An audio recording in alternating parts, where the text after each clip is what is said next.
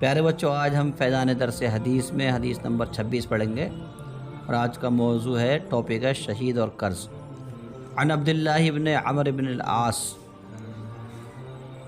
ان النبی صلی اللہ تعالی علیہ وسلم قال القتل فی سبیل اللہ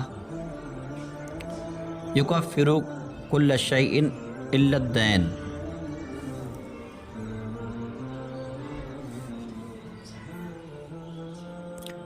حضرت عبداللہ بن عمرو بن عاص رضی اللہ تعالیٰ عنہ سے روایت ہے کہ اللہ تعالیٰ کے رسول صلی اللہ علیہ وسلم نے فرمایا کہ اللہ تعالیٰ کی راہ میں قتل کیا جانا قرض کے علاوہ ہر گناہ کو مٹا دیتا ہے۔ اللہ کی راہ میں جو شہید ہو گیا، قتل کر دیا گیا، تو اس کے سارے گناہ اللہ تعالیٰ مٹا دیتا ہے سوائے قرض کے۔ کون سے گناہ کے؟ سوائے قرض کے۔ فرماتے ہیں علماء کرام کہ راہ خدا میں شہید ہونا ہر گناہ کا کفارہ بن جاتا ہے، ہر گناہ کا کفارہ بن جاتا ہے سوائے قرض کے۔ امام جلال الدین سیوطی شافعی رحمۃ اللہ تعالی علیہ نے بیان فرمایا کہ سمندر کے شہید اس سے مستثنا ہے۔ ایک خشکی کا شہید ہوتا ہے، ایک تری کا، یعنی سمندر کا شہید۔ تو فرماتے ہیں کہ سمندر کا شہید اس سے مستثنا ہے کہ ان کی شہادت قرض کا بھی کفارہ بن جاتی ہے، یعنی ان سے قرض کا گناہ بھی مٹا دیا جاتا ہے۔ اچھا، قرض سے مراد کیا ہے؟ قرض سے مراد وہ قرض ہے جس کا مطالبہ کرنے کا حق بندے کو ہو، جس کا مطالبہ کرنے کا حق بندے کو ہو، خواہ بیوی کا مہر ہو، یا کسی سے لیا ہوا قرض ہو، یا ماری ہوئی امانت، یا غصب کیا ہوا مال، کہ یہی بندوں کے حقوق ہیں۔ یہ بندوں کے کیا ہیں؟ حقوق ہیں۔ اچھا، دو چیزیں ہوتی ہیں، ایک حقوق اللہ، ایک حقوق العباد۔ تو حقوق اللہ میں اگر کمی بندے سے ہو رہی ہے تو اس میں امید ہے کہ اللہ تبارک و تعالیٰ اپنے رحم سے، اپنے فضل سے، اپنے کرم سے بات سمجھ رہے ہیں معاف فرما دے۔ مگر جو حقوق العباد ہیں، یعنی بندوں کے حق مارنا، بات سمجھ رہے ہیں، یہ معاملہ بڑا کر رہا ہے۔ امام غزالی رحمۃ اللہ علیہ فرماتے ہیں میرے نزدیک سب سے بڑا گناہ کون سا ہے؟ حقوق العباد ہے۔ کون سا ہے؟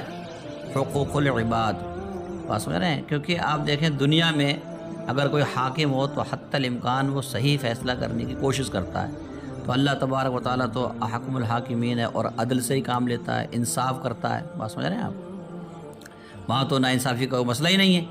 تو اگر ہم نے دنیا میں کسی کا حق مارا ہوگا اور اس نے اللہ تبارک و تعالیٰ کی بارگاہ میں مطالبہ کر دیا کہ مولا میرا اس پر حق آتا ہے، تو اللہ تبارک و تعالیٰ حق دلوائے گا اس بندے سے جس پر آ رہا تھا۔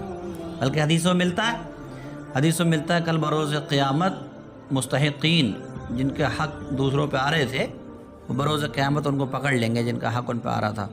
اللہ کی بارگاہ میں شکایت کریں گے مولا تبارک و تعالیٰ ہمارا ان پر حق ہے، اور پھر جب ان سے مطالبہ کیا جائے گا ان کا حق ادا کرو، تو ان پہ دینے کے لیے تو وہاں پر کچھ ہوگا نہیں، درہم و دینار تو وہاں چلتے نہیں۔ تو جس کے اوپر حق آ رہا تھا دوسروں کا، اب اس کی ساری نیکیاں، اگرچہ نمازی تھا، روزے دار تھا، نیک تھا، پرہیزگار تھا، مگر مرا اس حال میں کہ دوسروں کے حق اس کے اوپر رہ گئے، دوسروں کے حق اس کے اوپر رہ گئے، اس حال میں یہ مرا۔ تو قیامت کے دن وہ مستحقین مطالبہ کر دیں گے، دینے کے لیے اس کے پاس ہوگا نہیں، تو اس کی نیکیاں ان جو ہے مستحقین کو دے دی جائیں گی۔ جتنے بھی لوگ تھے وہ جن کے حق اس کے اوپر آ رہے تھے، وہ سب مطالبہ کریں گے، تو ان سب کو اس کی نیکیاں دے دی جائیں گی کہ تمہیں اتنی نیکیاں، تمہیں اتنی نیکیاں، تمہیں اتنی نیکیاں بانٹ دی جائیں گی۔ پھر جب حدیث میں اس کے پاس نیکیاں نہیں بچیں گی اور حقدار بچے رہیں گے، نیکیاں تو ختم ہو گئی مگر حقدار بچے ہیں جن کا حق اس کے اوپر آ رہا ہے، تب ان کے گناہ اس کے سر پر لاد دیے جائیں گے اور انہی گناہوں کے ساتھ اس کو جہنم میں ڈال دیا جائے گا۔ اللہ اکبر کبیرہ۔ تو کیا پتہ چلا کہ ہمیں کسی کا حق نہیں مارنا چاہیے، بات سمجھ رہے ہیں۔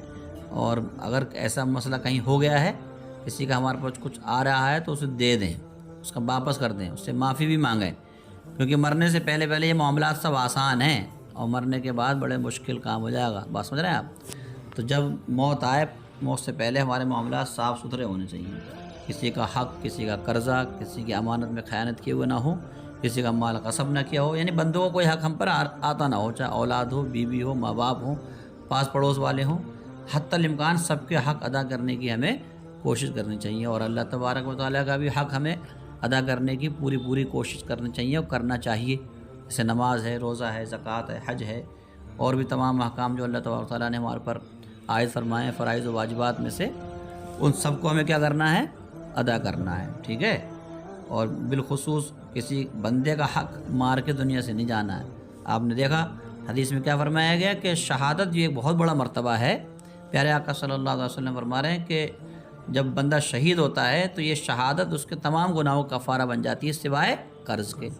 سوائے قرض، یعنی شہید ہو گیا بندہ اللہ کی راہ میں، پھر بھی اگر کسی کا قرض تھا تو اس سے چھٹکارا نہیں مل رہا ہے. بات سمجھ رہے ہیں آپ؟ تو کیا کرنا ہے؟ کسی کا حق نہیں دبانا کبھی زندگی میں، کبھی بھی کسی کا حق نہیں دبانا. یہ گالی دینا، غیبت کرنا، چغلی کرنا، پیٹھ پیچھے برائی کرنا، یہ بھی حقوق العبد میں آئے گا. بات سمجھ رہے ہیں؟ کل ایسے لوگ بروز قیامت پکڑ لیں گے، مولا انہوں نے دنیا میں ہماری کیا کی تھی؟ برائیاں کی تھیں، ہمیں ہمارے پیٹھ پیچھے گالیاں دی تھیں. بات سمجھ رہے ہیں آپ؟ تو ان تمام خرافات، تمام برائیوں سے بچ کے اپنی زندگی گزارنی ہے تاکہ ہماری قبر بھی اچھی ہو اور ہماری آخرت بھی اچھی ہو اور ہم جنت کے حقدار ہو جائیں.